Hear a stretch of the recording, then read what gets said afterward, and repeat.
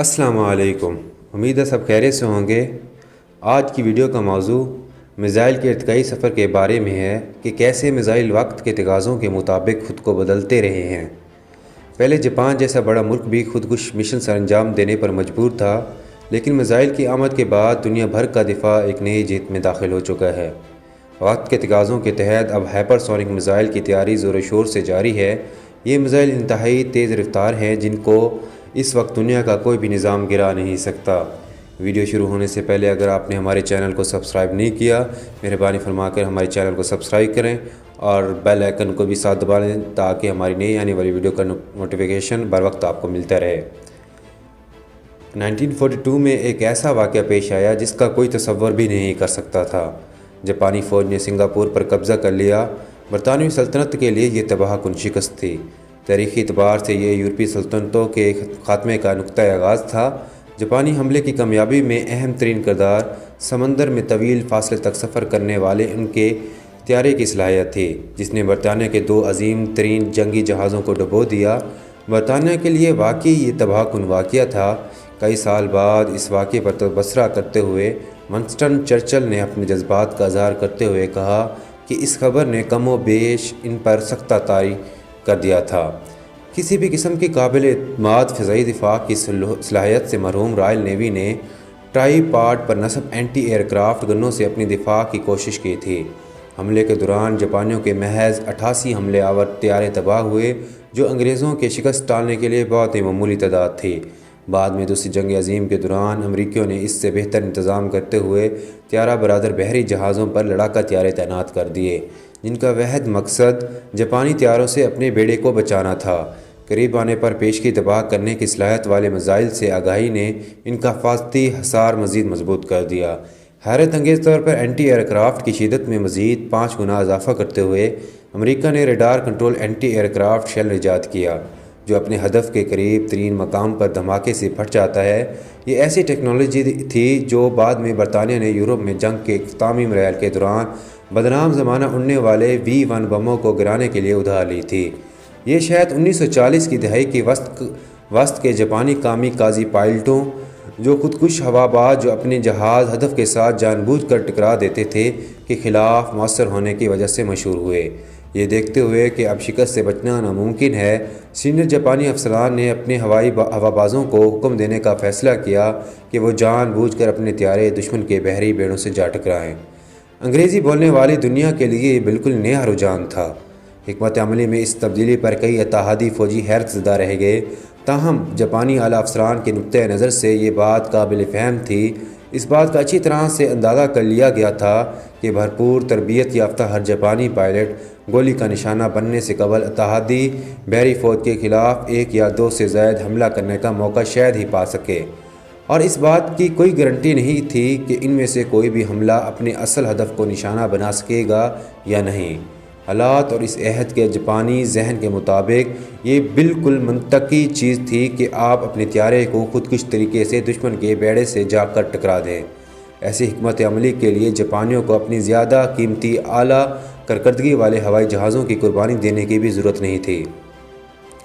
بہت سے کامی کازی ہوا باز غیر معیاری ہوا بازی کی تربیت کے لیے موجود کم قیمت والے جہازوں میں بیٹھ کر حملہ آور ہوتے، جبکہ دوسری طرف امریکی طیارہ برادر بحری جہاز پر حملہ امریکی افواج کی کمر توڑ سکتا تھا۔ جاپانیوں کی بدقسمتی کہ امریکہ کا فضائی دفاع ان کی توقع سے کہیں زیادہ مضبوط ثابت ہوا۔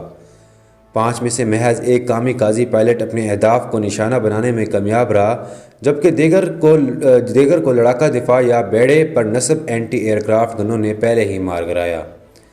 اس کے باوجود اتحادیوں کے 500 بحری جہاز کامی کازی پائلٹوں کے زد میں آئے۔ اتحادیوں کے تمام جہاز اتنی خوش قسمت نہیں تھے۔ مجموعی طور پر اتحادیوں کے 50 بحری جہاز ڈوب گئے، اگرچہ اس کے علاوہ بہت سے ایسے تھے جنہیں آگ لگ گئی، ان کی کارکردگی بری طرح متاثر ہوئی۔ اگرچہ اس واقعے میں ایسے حملے کبھی نہیں کیا گیا، لیکن یہ بات یاد رہنی چاہیے کہ جاپانیوں کے پاس مزید 3000 ایسے ہوائی جہاز موجود تھے جو جاپان کے بری یا بحری سرزمین پر ممکنہ حملے کی صورت میں کامی کازی پائلٹوں کی جگہ استعمال ہو سکتے تھے۔ دوسری جنگ عظیم کے دوران پنکھے سے چلنے والے لڑاکا طیارے کی جگہ میزائل پھینکنے کا مظاہرہ انسان کے ہاتھوں انجام پانے لگا۔ اور یہ میزائل اپنے ہدف کی جانب 300 سے 350 میل فی گھنٹہ کے رفتار سے حرکت کرتے تھے۔ ان میزائلوں کو گرانے کی کوشش میں اتحادیوں کو کئی مسائل درپیش تھے۔ ایک مسئلہ ایک آدمی کے لیے تیار کردہ جہاز کا چھوٹا سائز تھا۔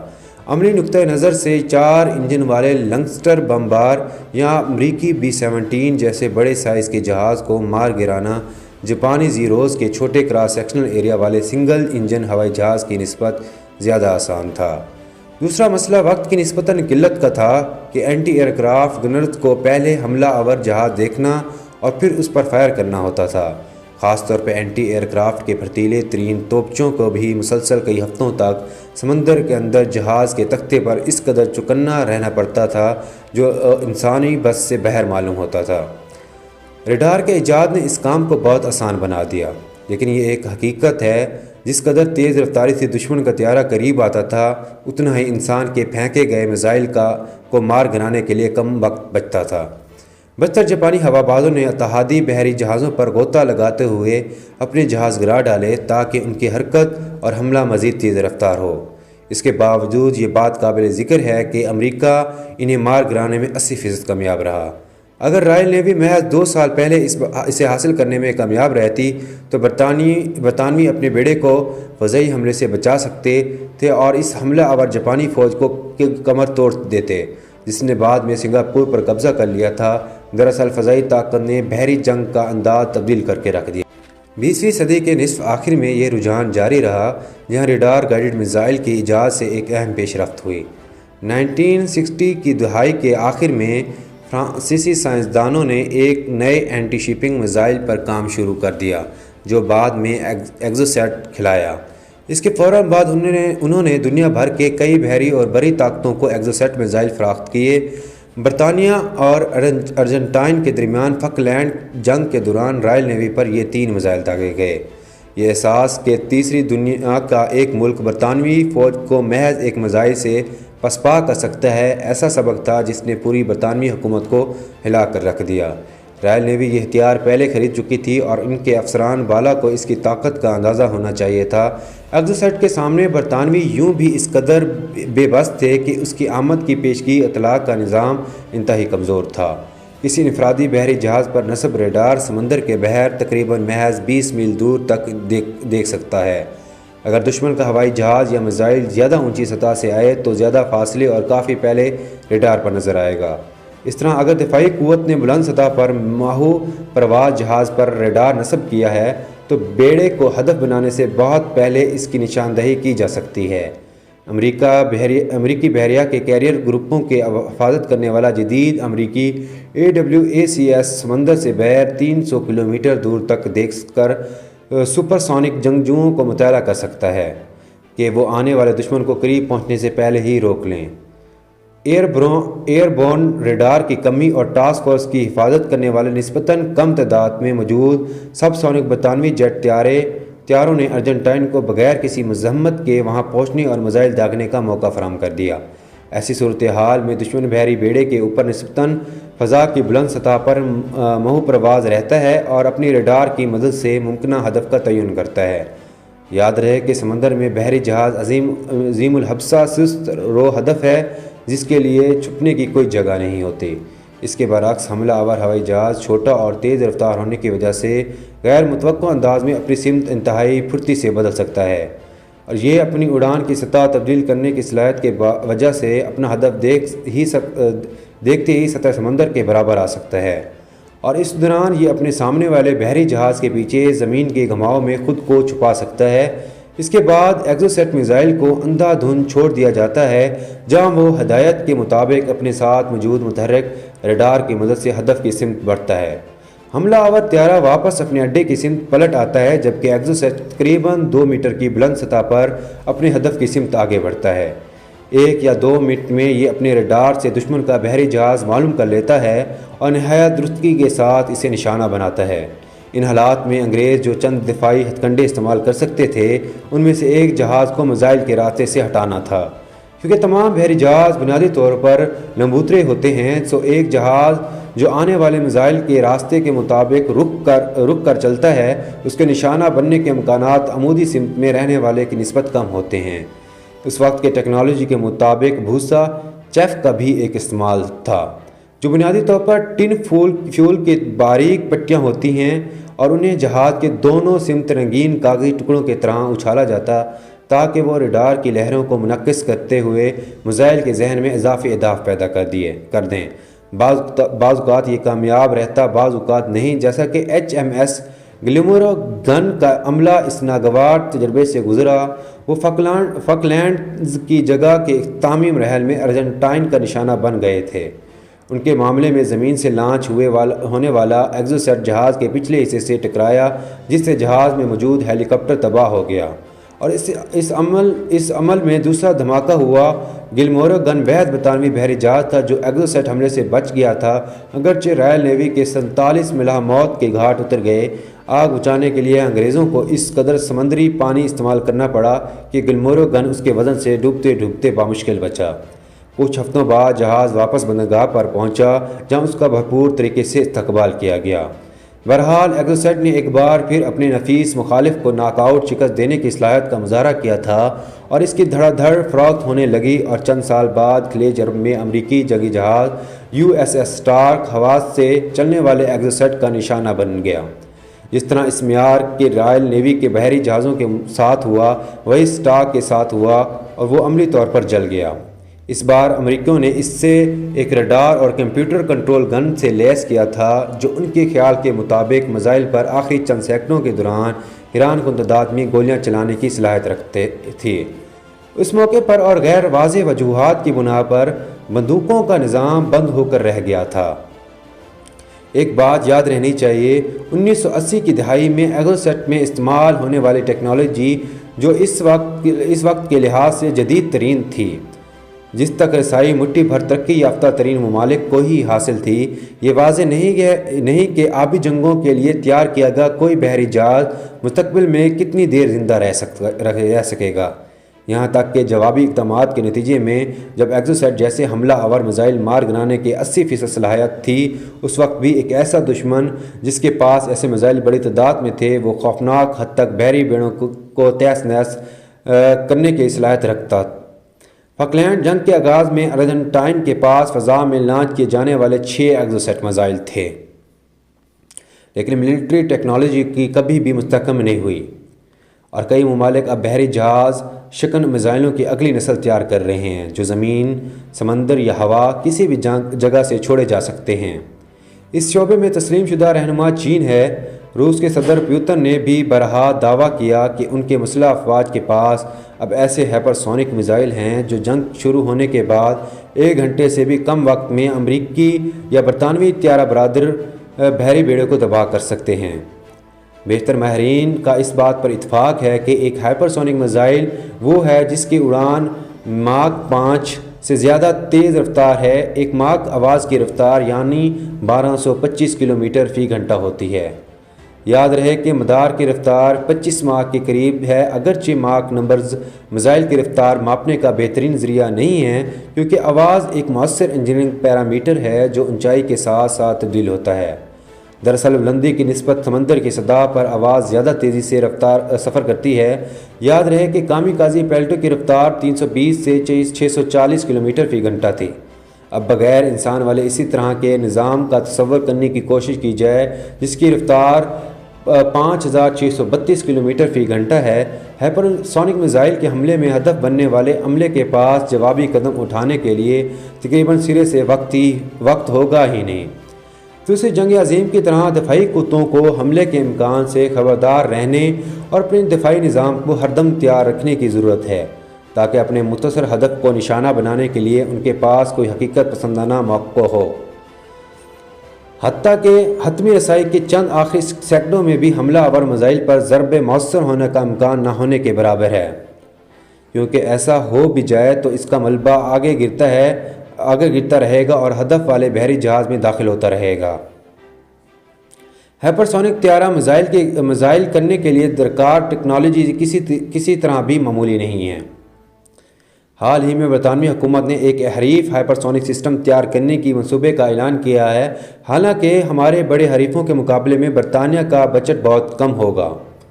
دوسری جانب امریکہ نے زمین کے دائرے میں ہی رہنے والے بطور جائزہ چند ہائپرسونک پروازیں اڑائی ہیں، جن میں سے کچھ اس نے اپنی اتحادیوں کے ساتھ مل کر آسٹریلیا میں اڑائی ہیں۔ ان کے حریف چین کی اڑائی گئی ایسی پروازوں کی تعداد بہت زیادہ ہے، اور اس میں کوئی شک نہیں کہ چین اب اس میدان میں آگے ہے۔ جنوبی کوریا والے بھی کسی سے پیچھے نہیں ہیں جو اپنی مقامی ہائپرسونک تیار کر رہے ہیں۔ ویتنام نے مستقبل میں چین کی جنگی بیڑوں کی اپنی پانیوں میں کسی بھی قسم کی مداخلت سے نپٹنے کے لیے کی گئی جدید ترین ڈیزل الیکٹرک ابدوزیں خرید لی ہوئی ہیں۔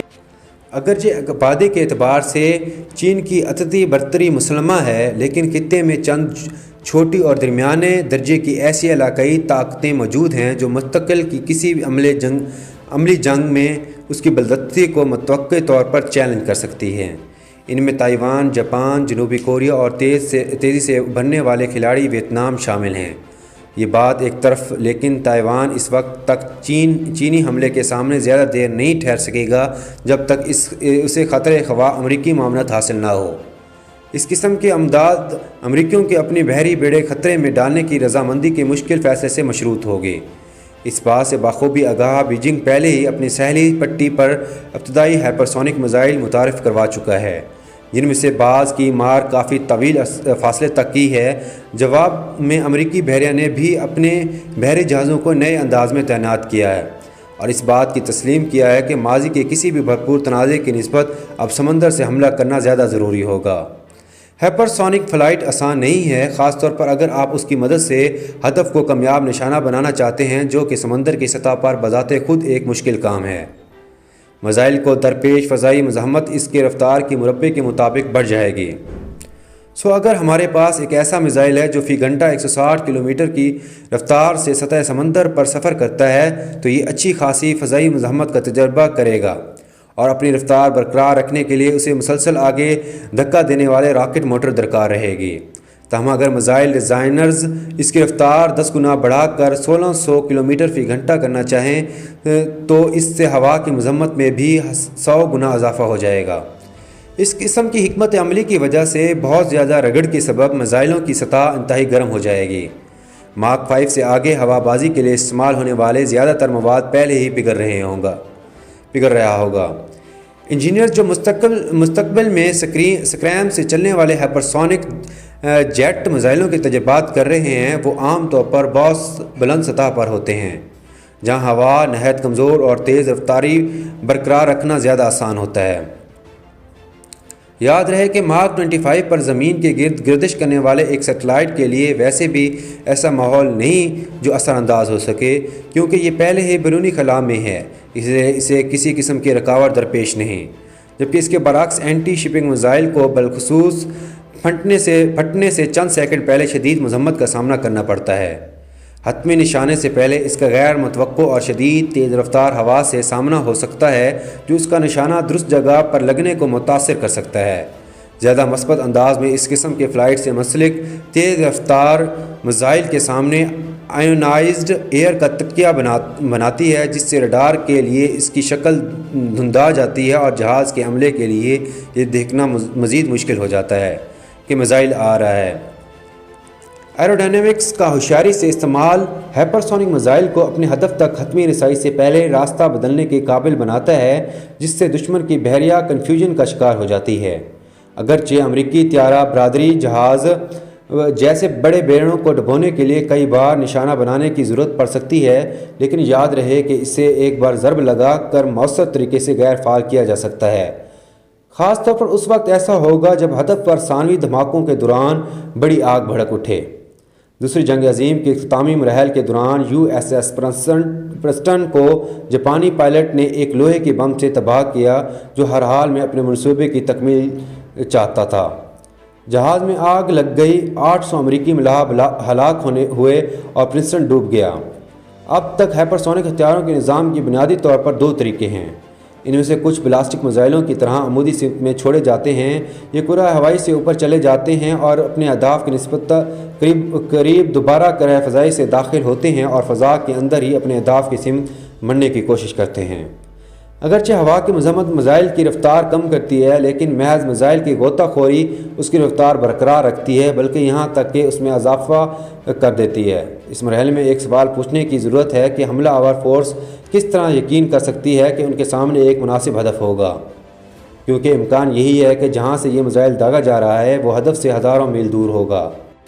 اس بات کو ذہن میں رکھیے کہ اب جوتوں کے ڈبوں جتنے جاسوسی کے مصنوعی سیٹلائٹ تیار کیے جا چکے اور کئی لاکھ پاؤنڈ میں خریدے جا سکتے ہیں، جو آپ کو دنیا میں کسی بھی جگہ پر موجود سمندری جنگجوؤں جہازوں کا صحیح مقام بتا دیں گے۔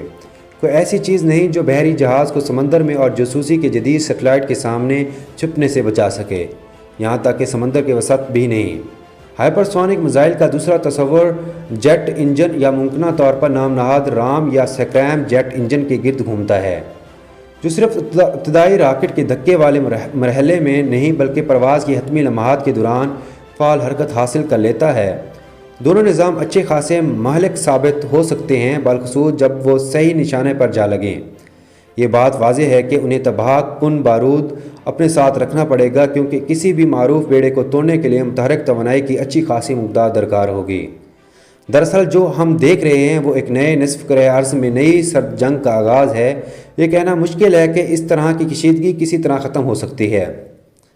بہت زیادہ دفاعی اخراجات ان چند عوامل میں سے ایک ہیں جو آئندہ چند دہائیوں میں چینی کی اقتصادی ترقی کو روک سکتے ہیں، اور یہ ممکن ہے کہ بیجنگ اپنی خارجہ پالیسی کے تمام مقاصد محض نرم طاقت سے حاصل کر لے۔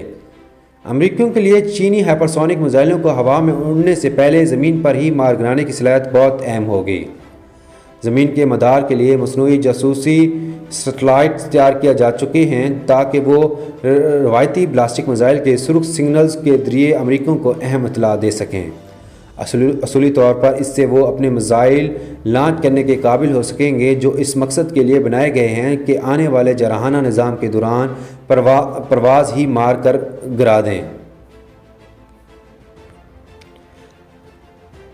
فاکلینڈ جنگ کی طرح ان میزائلوں کا کبھی جنگی صورتحال میں تجربہ نہیں کیا گیا۔ ہم مکمل طور پر غیر یقینی حالت میں ہیں کہ دوران جنگ وہ کتنے مؤثر ثابت ہوں گے۔ تاہم ہائپرسونک میزائل اتنے چھوٹے ہیں کہ جاسوسی نظام کے سینسرز یا ریڈار کی گرفت میں ان کا آنا بہت مشکل ہے، اور انہیں ایسے بنایا گیا ہے کہ وہ زمینی مدار کے اندر خود کو بدلنے کی حیران کن صلاحیت رکھتے ہیں، جس وجہ سے ان کے راستے اور ہدف کا تعین کرنا بہت مشکل ہوتا ہے۔ اب تک کے لیے اتنا ہی۔ امید ہے آپ کو ویڈیو پسند آئی ہوگی۔ اگر آپ کو یہ ویڈیو پسند آئی ہے تو اپنے دوستوں کے ساتھ ضرور شیئر کیجیے گا، اور کمنٹ سیکشن میں اپنی رائے کا اظہار ضرور دیجیے گا۔ اور اس کے ساتھ اگلی ویڈیو کے لیے اجازت چاہوں گا۔ والسلام۔